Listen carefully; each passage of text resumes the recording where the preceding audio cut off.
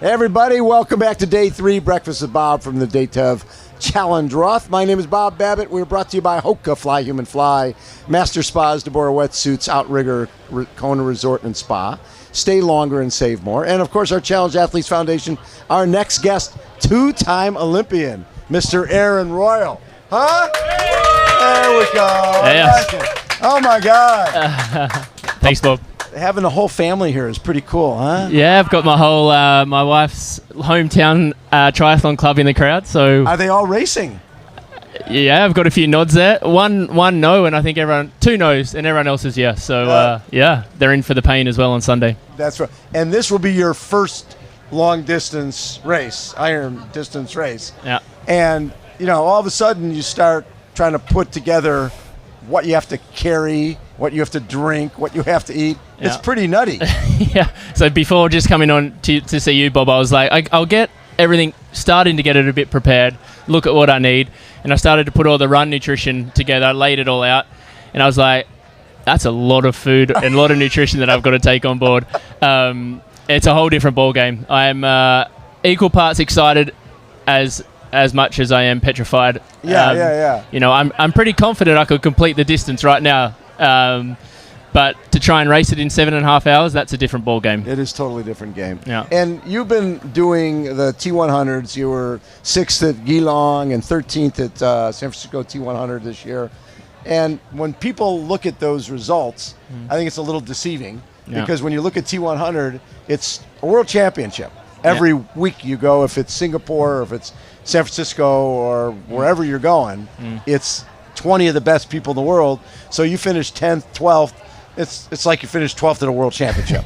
Pretty much. It is. You have to remind yourself that quite often, actually, because like you say, it literally is the 20 best guys, especially over the middle distance. Obviously, this full distance that we're doing on Sunday is a whole different ball game. But yeah, definitely in that T100 races, it's the 20 guys, best guys, racing all the time. And so it's easy to think, man, am I even that good at this sport? Sometimes because, you kind of get your butt kicked on occasions. Right. But, I've always, even in my short course career, I've always liked to try and race the best. I always strive to race the World Series rather than there's obviously in the short course there's the World Cups and the Conti Cups. But I always felt like even if I wasn't quite ready, I'd rather race the best to see where I was at and always try to aim myself up against the best. And that's kind of why I'm coming to Challenge Roth to do my first one. I know that the calendar's always so busy and jam-packed, but I'm surprised with how strong of a field we still get to races like Challenge Roth. I think it's a testament to the race that they put on here. And I mean, you look around now, it's like absolutely heaving and we're still 2 days out from the race. So I couldn't have picked a better one to do my first full distance. One of the things when you look at the ITU racing, you get to the point where I'm going to Yokohama for the 10th year in a row, and I'm going to this place, I'm going to that place, and you're a little isolated. Yeah. That might be an age group race, but a lot of times it's not the same day. So it's what I love, and what I've heard from other athletes who've made this transition. Oh my God, this is so much fun. Yeah. These age groupers just love the sport, and you get to get exposed to that rather than, all right, I know what's going to happen. Yeah. Everybody's going to come up. They're going to sit on my feet, right? Yeah. I'm going to be pulling those guys, and then I'm hoping I can hang on. Yeah. And then what happens in the run? So it's a little predictable where these aren't. No, exactly. And you're funny you touch on that, talking about Yokohama 10 years in a row. I think I actually counted it in 2022. I was still doing short course then. Yes. I sort of had one foot in the middle distance camp, and we came to April, and the next month is Yokohama's normally in May. And I just looked at it and I said, and I think this was what sort of put the nail in the coffin for my short course career. I was like, I just don't want to go back there again. It doesn't excite me anymore. No. And even actually a small challenge race in Fishguard, which our crowd would know about, was in the same year. It's in a small little Welsh town. And it was 2 weeks after Yokohama. And I said, you know what, I'd rather go to that race and do that instead of going to Yokohama. Because like you said, the repetitive nature, doing the same things all the time. This was something fresh, something new, and it sort of kick-started my middle distance career. I was going to say, and this has been fun for you. Yeah. It's almost like it's a separate world. Mm-hmm. You had your idea. Do you know how many times you raced? I think I went onto my World Triathlon profile at the start of this year, and 124 starts, 17 podiums, 5 wins. Yeah. That's a lot of races. That's a lot of races. Yeah. And, I was just telling Vincent, I said, Vincent, just understand that the people who do long distance races have never heard of you. Yeah. You might have been a 3-time Olympian. You might have been best in the world. But they're like, hey, this new guy, Aaron Royle, this new guy, Vincent, they're brand new to our triathlon world. Yeah. But, forgetting the 124 races that you did in Yokohama. Yeah.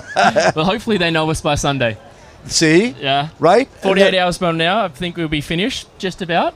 And hopefully they know both of our names by then. And you know what I love about this? Last year, unless he got hit by a truck, Magnus Dietlef was going to win this race, right? Yeah. This year, you try to pick a winner here. It's everybody's got Sam Laidlaw. You'd go, okay, he's Ironman World Champion. But this last year is, you don't know physically. Joe Skipper, great, but also has had some down. Everybody is coming in with not really peaking for this race. Yeah, exactly. And it's funny actually. So I do a podcast with my good friend Yalla Gaines. Yeah, All in Triathlon it's called. Get that plug in there. But of course. He's coach Ben Reisel, who's also Patrick Lang's coach. He texted Yalla to say, I'll be there in Roth if Aaron wants some timing splits. He's not really working with any particular athlete here. And I sort of thought about it. I was like, you know what? I don't actually know. Like, I know who I'm racing, but I don't know what I want timing splits to. I can only really do what I can do, and there's so many people out there. I just was like, thank you, but I just probably rather just race, and what happens. Yeah, exactly. Well, because you're racing. What's great about this is you're racing yourself and you're racing the course. Yeah. And Joe Skipper's not affecting your race. No. Right? And where ITU is totally different. Mm-hmm. You need to know where am I? Oh my God, this guy's on my feet. Yeah. Oh, I dumped him so I can get away. It's just a different game, which I think. I mean, both are great, but this is a lot of fun. Talk a little bit about first Olympic experience, getting ninth, Rio. Yeah. That has to be something. That was special. I think at the time I probably went in with slightly higher hopes. Yeah. In the lead into that race, I was on the podium a few times in World Series races, and probably head to head, I'd probably beaten Henry more times than he'd beat me at the time, and he got the bronze medal, obviously, and then went on and kickstarted probably a really great next few years for him. So initially at the time, I was a bit disappointed because I didn't probably put together the race that I thought I could. But looking back now, and I think it was actually the realization after being on the sidelines in Paris watching as a fan, as a super fan of the sport, and actually in awe of the athletes as they were going past. Right. And it wasn't until a couple of days later that I reflected and I was like, that was actually you 8 years ago.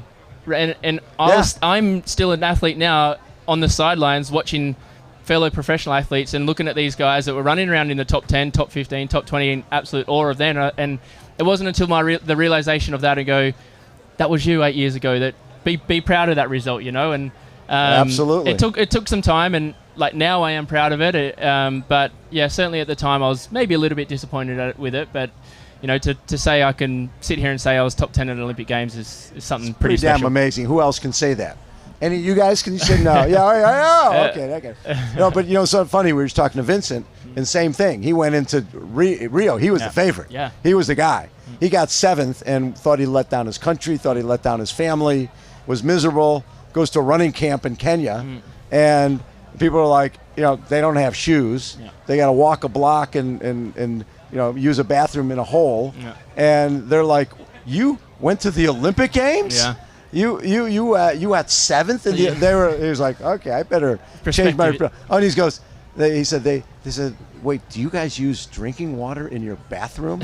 It's like, yeah, we do. Yeah. Oh my God. Yeah. So perspective. Perspective, exactly. Perspective. Yeah. And now this was it 2020? You were a domestique? Yeah. So obviously the games were delayed till 2021, but the 2020 games domestique for at the time Jake Burt was in 2019. He was podium in the World Championship. Yeah. So he was a medal favourite, and I think for the Australians, we just COVID really messed us up a little bit because we were locked into Australia, and so even though during 2020 there was races going on around the world, we were stuck in Australia, and so the next time we raced a world level race was September 2019 all the way through till August 2021. We didn't get any world level races, and so I think that really probably didn't play into the Australian athletes' hands, I guess, and off the back of it, we just didn't get the result that we wanted there. But again, another cool experience to be part of a team and sort of have my happiness or how I felt about the games wasn't necessarily based on my result. It was being part of the team and how the team went as well. And that was a whole new experience for me and really enjoyed that. And then I actually stepped into paragliding, and I was in Paris with last year. With okay, so you went to the Paralympics. With guiding one of the vision impaired athletes as well. So I was up against Ben Hoffman, as you would have had on this show many of times before.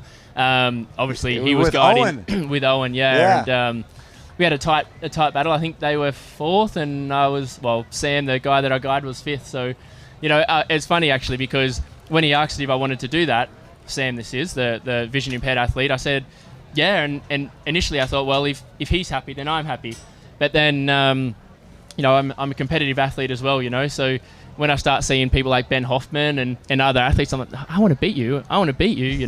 There's this like guide rivalry as well between each other's guides. So I got quite competitive in that as well, but that was another amazing experience actually. I really, out of all the three, the two Olympics and Paralympics, that was probably one of the pretty special, ones. right? Yeah.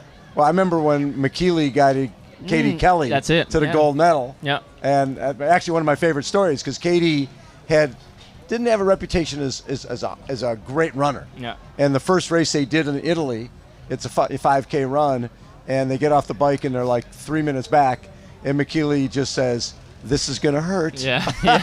And basically they ended up winning. And Katie found out up close and personal that they were a formidable duo, those two. And oh my God. They were great, yeah. They were phenomenal. But it's the same with Sam now. I'm constantly having to, come on, you're going to have to dig deep with, trying to motivate him whilst also motivating myself on the race course as well. It's a special sort of partnership that you have with the athlete that you're guiding, and they put a lot of trust in you as well. So a lot. They put all the trust in you. Basically, you're on the front of the bike, and they have no clue what's going on. No. And so I found how nerve-wracking it was. You're looking at trees, and like, is there a branch that can kill this guy? Right? Yeah. Or when you're running, cracks in the road, just anything. Yeah. It's your nerves are just on. You're ready for anything. Yeah. Oh, exactly. But I think it's over time you build that trust, and you know what sort of they need help with, and because like I said to Sam, I need you to tell me what you need from me, because I don't want to have to overshare things or oversay things, because I want all of my energy as well going through the bike or on the run. I don't want to have to always say left, right, middle, on things that we don't need to talk about. So it's over time you build that trust. But it's been a pretty cool experience as well. Good for you. What would you be happy with here? Bob, I don't know. I think that if I can put together a decent race that I think that I'm capable of and that I've trained for, I think that I could be pushing for that top 5, maybe onto a podium as well. No question. But I've sort of joked with people. I said I could be anywhere from 7.5 hours to 9 hours, and I wouldn't be totally surprised anywhere in between. Because if I get my pacing wrong or my nutrition wrong, it could be at that latter end of that time, and if I get it all right, it could be at the front end of that time. Love it could be anywhere in between. Aaron, have yourself a great race, man. Thanks, Bob. Thank you. How about a round of applause for Aaron Royle?